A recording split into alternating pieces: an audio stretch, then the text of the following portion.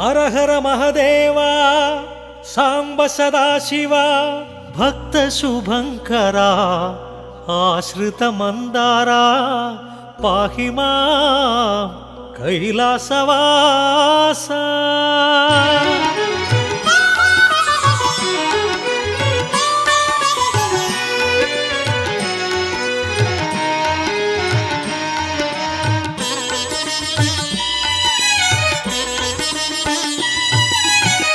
जय महादेवा सांब सदाशिव पाप विनाशा जय परमेशा जय महादेवा सांब सदाशिव पाप विनाशा जय परमेशा पावन शुभ चरण पार्वती रमणा चंद्रकलाधरा पाहीशा नमः शिवाय हर हर शिव शिव नमः शिवाय हर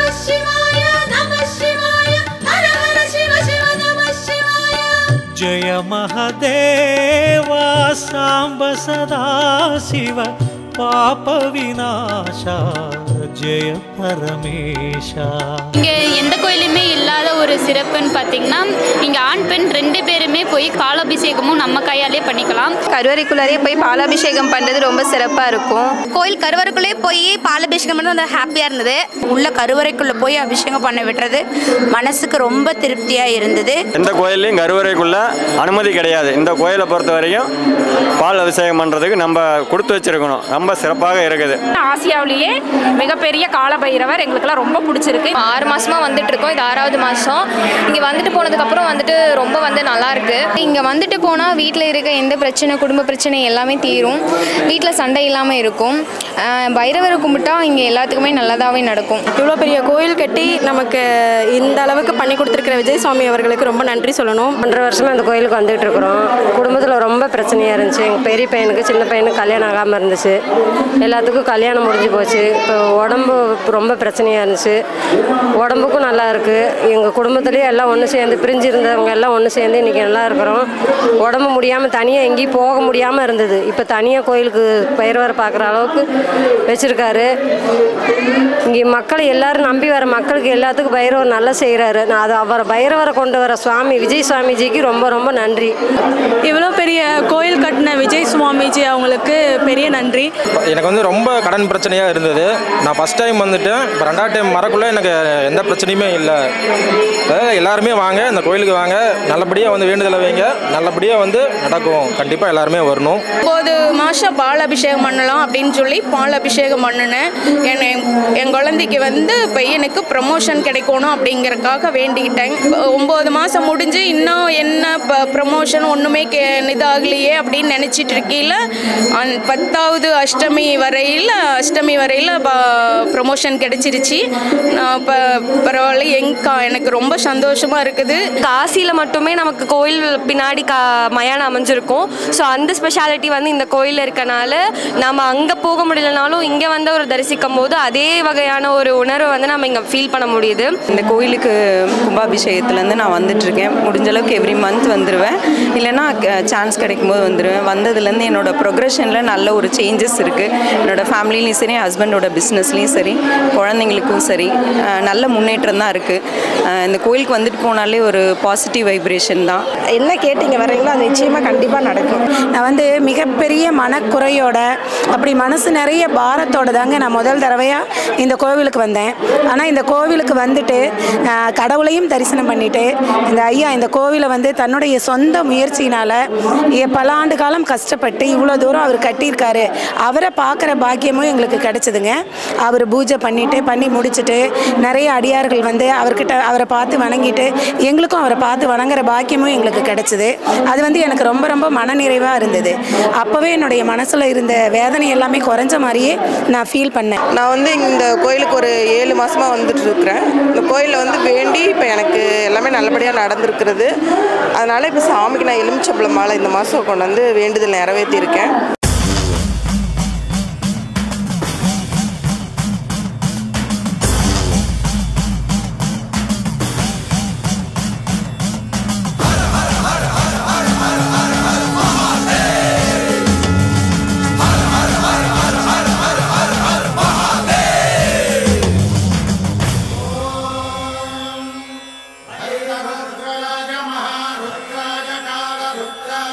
सर्वान्तरुद्राय वीररुद्राय रुद्ररुद्राय घोररुद्राय अघोररुद्राय मात्राण्डरुद्राय अण्डरुद्राय ब्रह्माण्डरुद्राय खण्डरुद्राय प्रचण्डरुद्राय दण्डरुद्राय सूररुद्राय वीररुद्राय भवरुद्राय भीमरुद्राय अतलरुद्राय वितलरुद्राय सुतलरुद्राय महातलरुद्राय सचातलरुद्राय जलातलरुद्राय पातालरुद्राय नमो नमः। ॐ शिवोऽहं रुद्रनामं भजेऽहम्।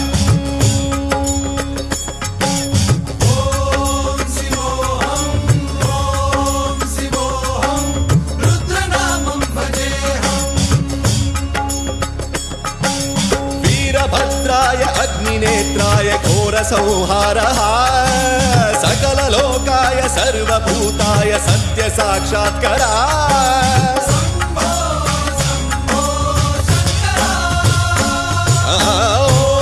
ॐ शिवोऽहं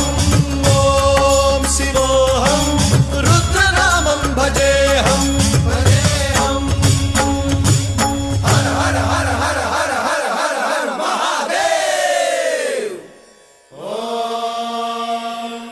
नमः सोमाय च रुद्राय च नमस्ताम्राय च अरुणाय च नमः शृङ्गाय च पशुपतये च नमः उग्राय च भीमाय च नमो अग्रे वधाय च धूरे वधाय च नमो हन्त्रे च हनीयसे च नमो वृक्षेभ्यो हरिकेशेभ्यो नमस्काराय नमः शम्भवे च मयोभवे च नमः शङ्कराय च मयस्कराय च नमः शिवाय च शिवधराय च।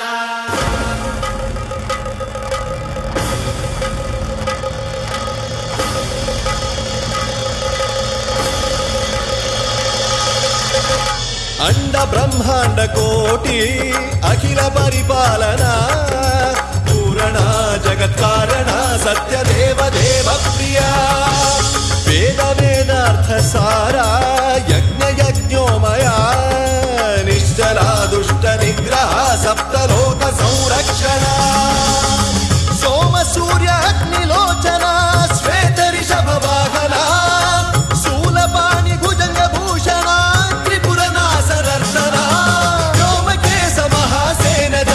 पंचवक्त्र परशुहस्त नमः। ॐ शिवोऽहं रुद्ररूपं भजेऽहं। ॐ शिवोऽहं रुद्रनामं भजेऽहं।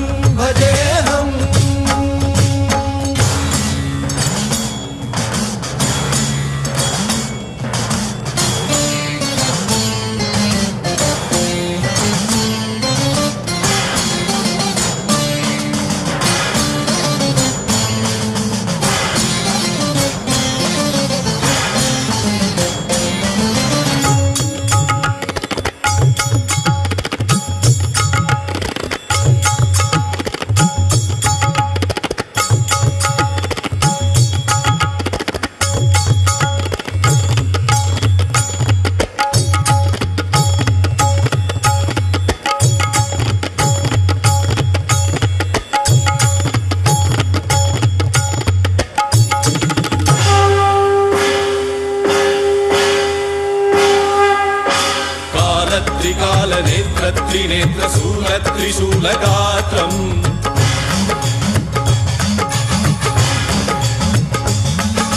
सत्यप्रभाव दिव्यप्रकाश मन्त्रस्वरूपमात्रम्